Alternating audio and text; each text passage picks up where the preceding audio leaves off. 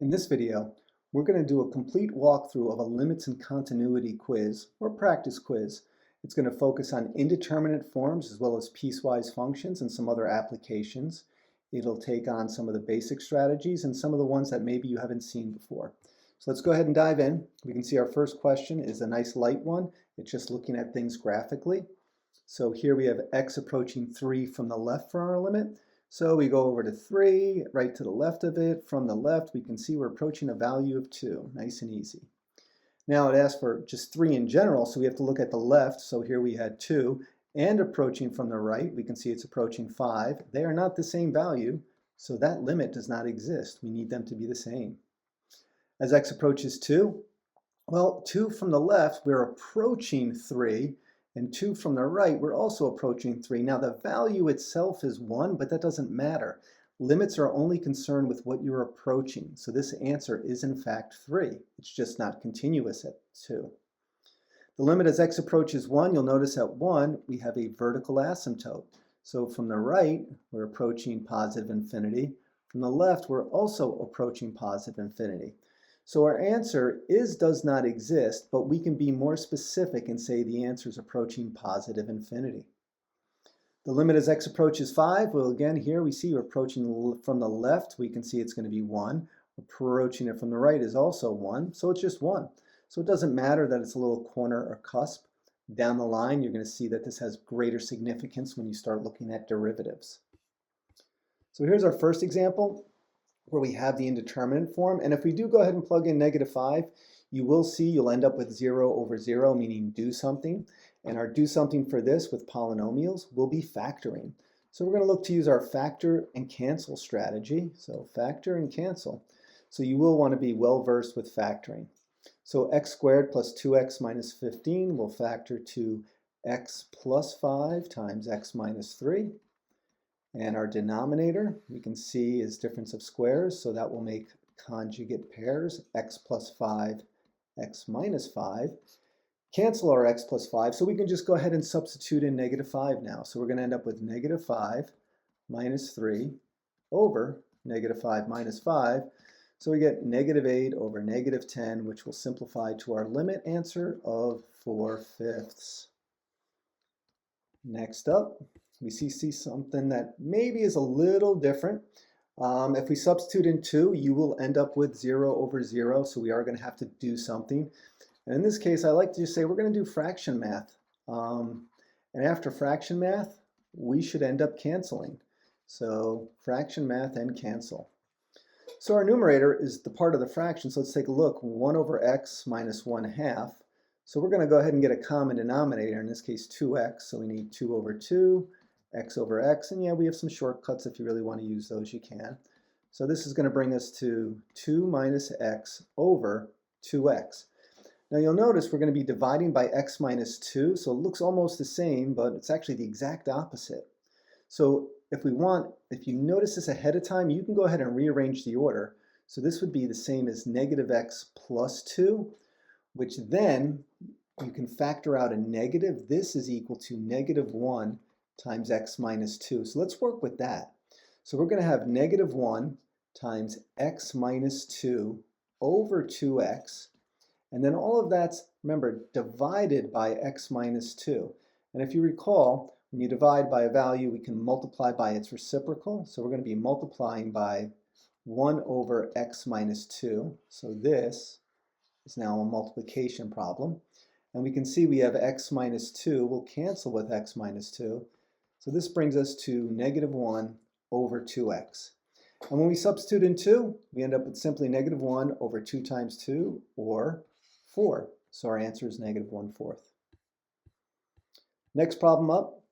I want you to notice a couple of things. First of all, we see the radical, so we're thinking, all right, we want to rationalize if this is indeterminate, and it is. You'll also notice it says approaches 3 from the right, and the reason for this is we have a radical function here, and the domain restriction is x is greater than or equal to 3. So we want to see what we're approaching. So we're going to go ahead and use our technique of rationalizing. So we want to rationalize, but we do not have to worry about conjugate pairs because it's all under the square root, and here we have multiplication. So there's no addition or subtraction on the outside. So we're just going to go ahead and multiply by root x minus 3. It's the same thing, times root x minus 3. Also, we're going to want to expand the x squared minus 9 to be factored to x minus 3 times x plus 3. All right, so we can rename that. So this will bring us to x minus 3, x plus 3, times the square root of x minus 3. All over, we have our 2, just stays a 2. And then we have root x minus 3 times root x minus 3, which is simply x minus 3. So we'll be able to cancel out those x minus 3's, leaving us with x plus 3 times the square root of x minus 3 all over 2. And we'll be able to substitute in our value of 3 from the right. So this will bring us to 3 plus 3, so we'll end up with 6, times 3 minus 3, the square root of 0 over 2, which is in fact 0. And it is okay to have a limit answer of 0. That's just your y value that you're approaching. And it should make a lot of sense for square root functions or if you were to graph this, so don't be afraid of the number 0. Some people are. Again, we see a square root, and in this case, we do need to use conjugate pairs. So this is our rationalize and use conjugate pairs. Of course, you will always check that is in fact indeterminate, and this one is. So if you were to substitute in 0 for h and simplify, you would end up with 0 over 0.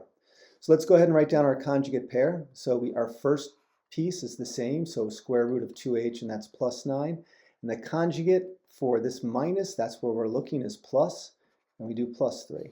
All over the same thing.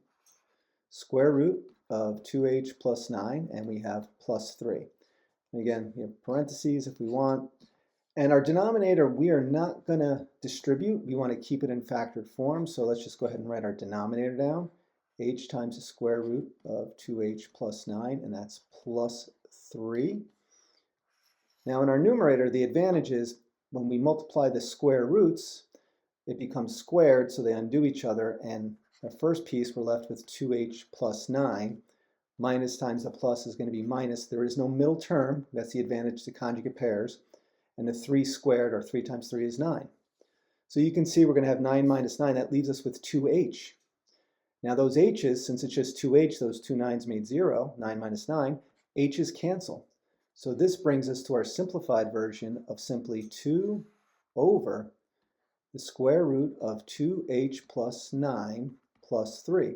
We can go ahead and substitute in h equals 0 now that we've simplified and canceled. And that is going to bring us to 2 over the square root of 2 times 0 plus 9. So if we substitute in 0 there, we're just going to be left with root 9 plus 3.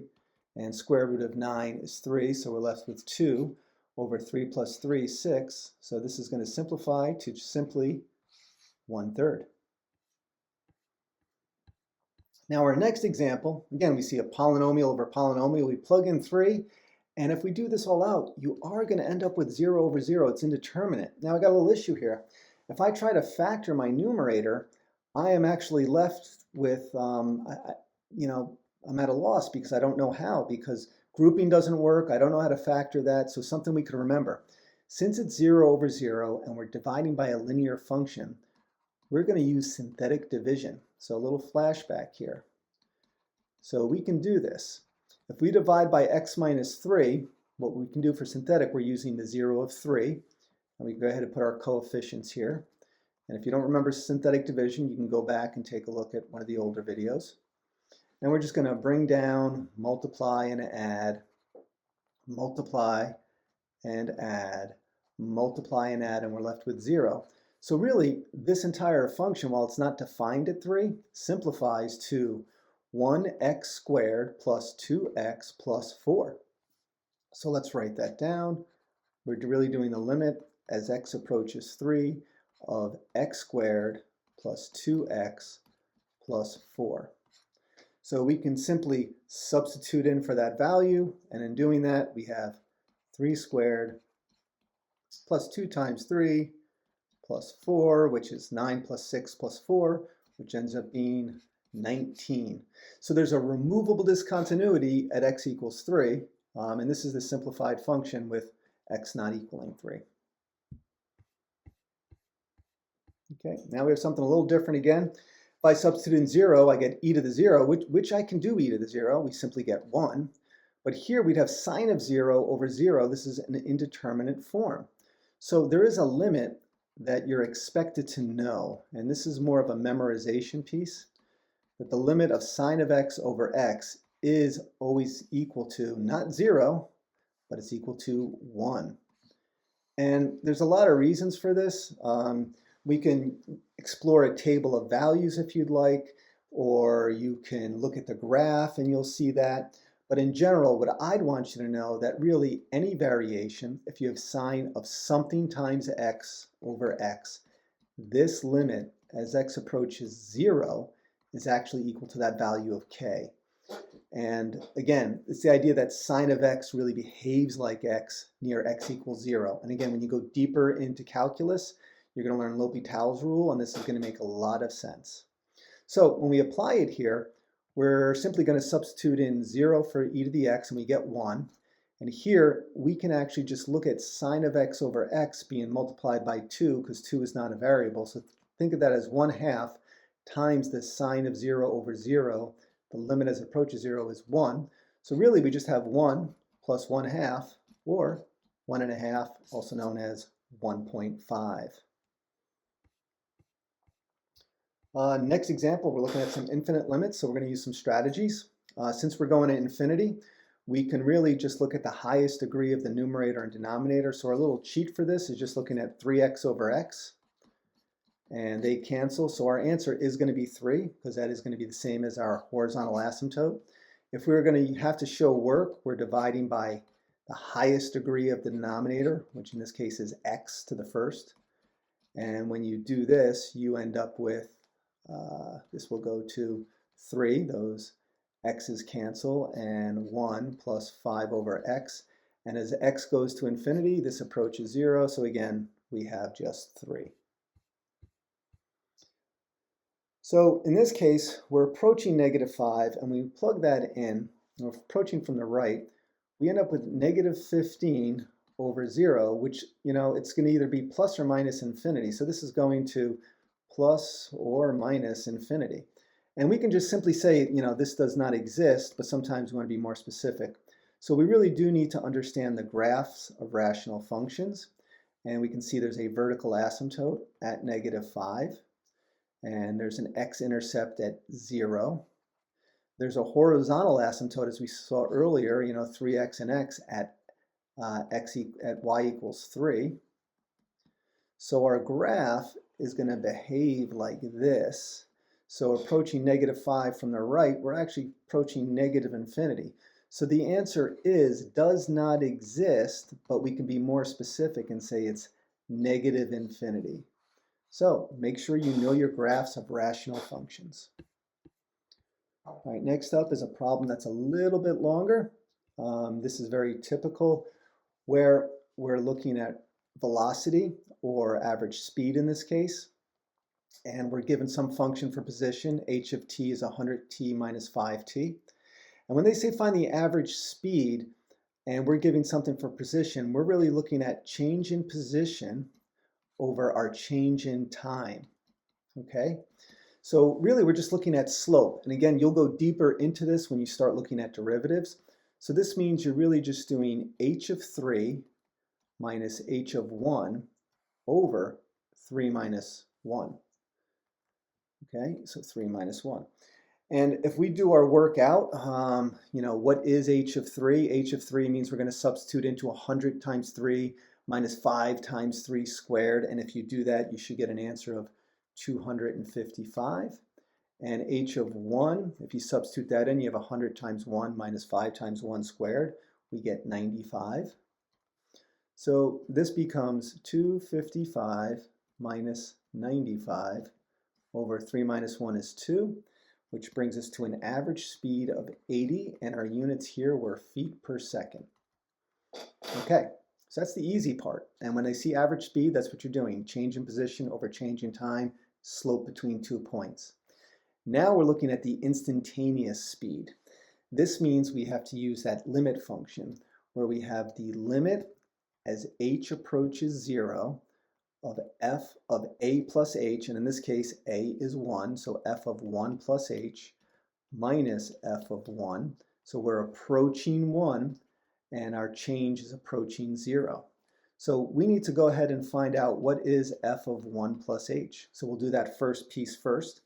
And if we do that, for our function, we have 100 times t, so 100 times 1 plus h, minus 5 times that 1 plus h squared. So really this becomes an algebra question. So we can work this out. We end up with 100 plus 100h.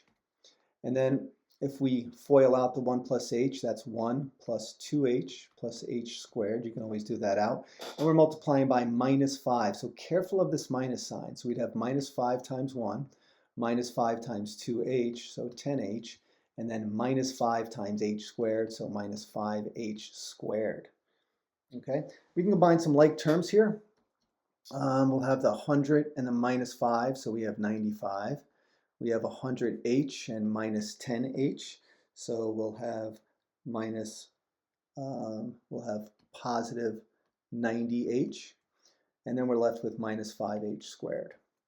Let's go ahead and take a look at that second piece of our function. So we need f of 1, and that's simply 100 times what we had up here, t times 1 minus 5 times 1 squared, which we already found earlier. Remember, h of 1 was simply 95. So we're going to do our 95 plus 90h minus 5h squared.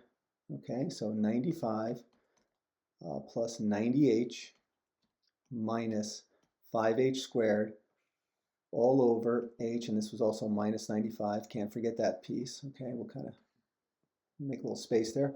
So you're going to end up with 95 minus 95. We're left with just h's. This should always happen. If not, go back and check for a sign mistake. And again, we're going to take our limit as h approaches 0 for all this. And we can go ahead and simplify this and do 90h over h, distributing the h in the denominator, minus 5h squared over h. These h's cancel. One of those canceled. Now we can take our limit as h approaches 0 of this whole thing. So we're really just doing 90 minus, whoops, that's 900. We're doing 90 minus 5 times 0, which is simply 90, and it was in feet per second. So that is our final answer. Okay, next up, we can see we have that infamous piecewise function from an absolute value. So what we want to remember is the absolute value of x minus 2 makes a difference at x equals 2. So that's our key. And if we consider the absolute value graph, we see the change here. So we know to the right it behaves like x minus 2. To the left it behaves the opposite. So we have our two pieces. We're going to have the opposite on the left, the negative x minus 2 over, and let's go ahead and factor this. This is going to be 2 times x minus 2. There's a little arrow there. So we get that. X minus 2 will cancel, and this will bring us to negative 1 over 2. That's on the left. And on the right, we're going to have just simply x minus 2. It makes no difference, over our 2 times x minus 2. They cancel, and we're left with 1/2. So written as a piecewise function, we end up with two pieces. On the left, we have negative 1/2. And when I say on the left, we mean the left of 2. And on the right, we have 1/2, and that means the right of 2. Remember, it's not defined at 2, so neither of them are included. So our limit from the left, we just look at the left-hand side one, is simply negative 1/2.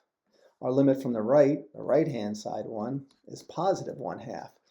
And if we take a look at that graph, from the left was negative 1/2, we'll say it was down here, and we'll say this is our value of 2, open circle. And then from the right, if this was 1/2 right here, we have that, and we can see that we have a jump discontinuity. So from the left does not equal from the right, so this is simply does not exist. Okay, next up is a typical piecewise problem. Looks like we have three pieces. Let's see what's going on.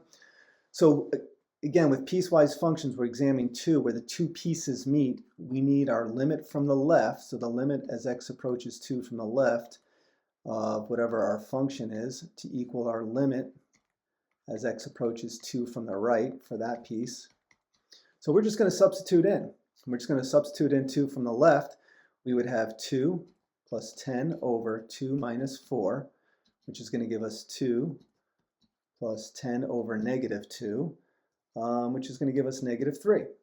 All right, so that's from the left. Now from the right, we're going to go ahead and plug it into our cosine function there, the 3 plus 2 times the cosine of pi over 2 times the 2 minus 1. All right, 2 minus 1, we're left with 1. So we just have 2 times the cosine of pi over 2, so it's 3 plus 2 times the cosine of pi over 2. Cosine of pi over 2 is 0, so this term goes to 0.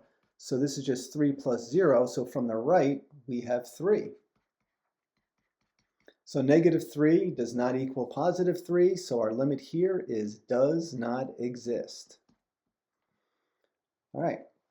Now part B also asks about continuity. So to show continuity, we need the limit from the left to equal to limit from the right to equal our value. So if we were to write out that so we see our work, the limit of our function as x approaches 3 from the left has to equal the limit of our function as x approaches 3 from the right has to equal the value at 3. Now, when we look at this from the right, the limit is going to equal the value, so these two pieces are going to go together, so that's going to be fine. And the limit from the left is going to be substituting in to our, again, our cosine function. So let's go ahead and do that. So from the left, we have 3 plus 2 times the cosine, and it was pi over 2 times x minus 1, or in our case, 3 minus 1. And go a little further with this, we have 3 plus 2. This is going to end up being the cosine of pi over 2 times 2, or the cosine of pi. Now the cosine of pi is negative 1, so this is going to be 3 minus 2. So from the left, we're going to have an answer of 1.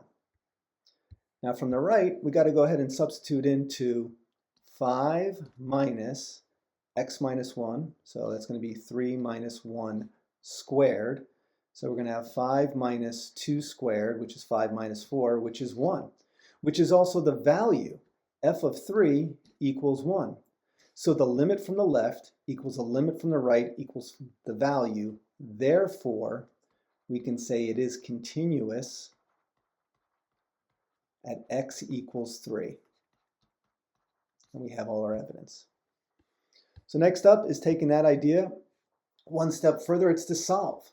So again, we're going to look at our limit from our left, has to equal our limit from the right, has to equal our value.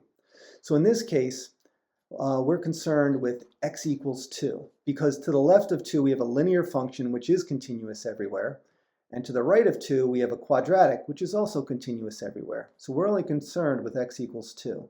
So we're just basically going to substitute in 2 on the left, which is 5 times 2 minus 2, and we need that to equal the limit from the right, which is k times 2 squared plus 3 times 2. Okay, so we simplify the left-hand side, 10 minus 2, we end up with 8. On the right-hand side, we have 4k plus 6, and we simply just solve for k. So subtract the 6, 2 equals 4k, divide by 4, so k is 2 over 4, or 1/2. Because remember, this right-hand side is not just the limit, well, it's just the limit from the right, and the left-hand side is the limit from the right and the value, so we included everything. We needed k equaling 1/2. Let's look at one more like that. In this case, we have a square root function. It does not change anything you're doing. So we need to find a value of b that makes it continuous at negative 2. So we just go ahead and plug in negative 2. From the left, we have negative 2 times negative 2 plus 5. And we need that to equal the limit from the right, which is negative 2 plus b. So we get 4 plus 5, we need 9 equals the square root of negative 2 plus b.